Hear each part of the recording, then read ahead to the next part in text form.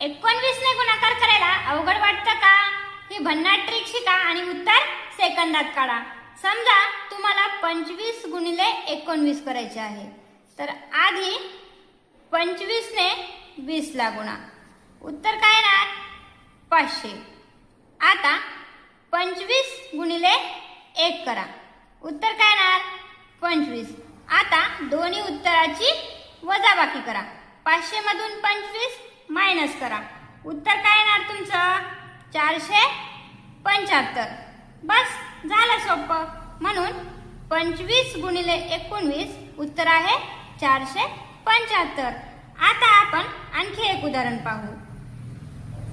32 गुणिले 19 करायचं असेल तर आधी 32 ला 20 ने गुणा, उत्तर काय येणार?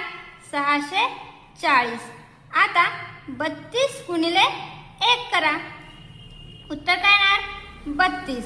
आता दोन्ही उत्तराची वजाबाकी करा, 640 मधून 32 मायनस करा, उत्तर काय येणार तुमचे?